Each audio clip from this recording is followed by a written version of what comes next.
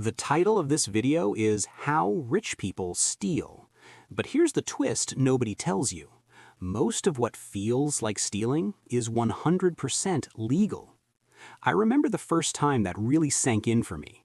I was looking at this chart showing how workers' productivity kept climbing for decades, while wages just kind of flatlined. Same hours, more output, bigger profits. But the extra money didn't go to the people actually doing the work. It went up. And I had that quiet, slightly sick feeling you might know too. Wait, where did it all go? And how is this not theft? So let's be very clear up front. When we say how rich people steal in this video, we're not talking about some billionaire sneaking into a bank vault with a ski mask on. The real game is much cleaner, much quieter, and a lot more powerful. It's not breaking the rules, it's writing them, then pretending the outcome is just how the free market works. Here's the bottom line. Rich people don't need to rob you at gunpoint. If they can shape the laws, the regulations, the tax code, and the financial plumbing, the money will flow to them automatically. And you and I will just feel like somehow we keep ending up with the short end of the stick. Let's walk through this slowly because once you see the pattern, you can't unsee it. Imagine two kinds of stealing. The first one you already know. Someone breaks into your house, takes your stuff, and runs. That's illegal. Everyone agrees it's wrong. There's a crime, a victim, and hopefully a punishment. The second kind is different. Nobody breaks in, nobody pulls a weapon. Instead, the rules of the game are quietly adjusted. Fees here, loopholes there, a subsidy, a bailout, a one-time exception. And over years, more and more of the value you create flows upward. Your rent climbs, your insurance climbs, your taxes don't go down, but executive bonuses, stock buybacks, and asset prices keep hitting record highs. On paper, nothing illegal happened. In practice, your slice shrank and someone else's got larger. That's the kind of stealing we're talking about. Systemic wealth transfer wrapped in legitimacy. Let's look at a few ways it happens. First, if you can influence the rules, you don't need to break them. Most people interact with the system on the user level. You file your taxes with whatever software you can afford. You accept whatever wage your company offers. You pay whatever your bank or your landlord tells you the rate is. But very wealthy individuals in large institutions play a different role. They're not just using the rules, they're helping to write them. Think about how laws actually get made. There's a big, complex bill that's hundreds of pages long. Inside it are tiny paragraphs that change the way certain kinds of income are taxed, or how certain industries are regulated, or how much capital a bank needs to keep on hand. To you, that's boring fine print. To someone with a lot of money on the line, that fine print is the game. If a well-funded lobby can get one sentence added that creates a new tax break for a niche financial product, or a regulatory tweak that only big incumbents can afford to comply with, they've just tilted the playing field in their favor for years. Nothing illegal, just very, very profitable. The result is that the market outcome we're told to respect is already pre-rigged. From the outside, it looks like, wow, these big players are just so efficient, so dominant, so smart. On the inside, it's often, no, they got here by influencing the rules in ways smaller players never could. Second, financialization, when money stops serving the economy and starts extracting from it. In theory, finance is supposed to help. Move savings into investments, fund businesses, smooth risk. Great. But look at how things feel on the ground. You work at a company, your team is understaffed, everyone's exhausted, the products aren't really improving. Then you read the news. Company announces record share buyback program.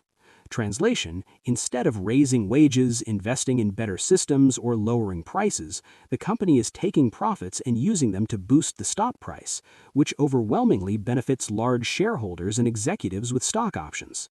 Again, totally legal, board approved, consultants will tell you it's capital efficient. But from your point of view, that's value moving away from you, upward, through a financial pipeline you never got to vote on. Or look at what happens when private equity buys a company. The story you're sold is, we're going to make things more efficient. Sometimes that's true, but often the playbook looks like this. load the company with debt, cut long-term investments, squeeze staff, maybe hike prices, and pull out large fees and dividends for the owners. If the company collapses later, that's unfortunate, but the financial engineering already paid out. It's like buying a house with a huge mortgage, stripping out the copper wiring and selling it, and walking away before the roof caves in. The neighborhood deals with the wreckage. You walk away richer. Again, legal. Signed contracts. Respected firms. But go ask the staff who lost their jobs or the customers facing higher prices whether it feels like theft. Third, the tax system that quietly runs on two difficulty settings. If you earn a salary, your taxes are simple. Your employer reports your income, the government sees everything. Your options to optimize are limited. Now imagine someone very wealthy. They own companies, real estate, stocks, maybe some stuff in other countries. They don't need to show a big income. In fact, many of them work very hard not to. They can do something like this: buy an asset, watch it go up in value, never sell it. Instead, they go to a bank and borrow against that growing asset. They get cash to live on, the asset keeps appreciating, and the interest they pay can often be deducted or structured in very friendly ways. When they die, the asset passes to their heirs, often with a stepped-up cost basis, which can wipe out a huge chunk of the unrealized gains for tax purposes. So over a lifetime, they can live off loans and paper wealth and pay far less tax proportionally than someone who just has a paycheck.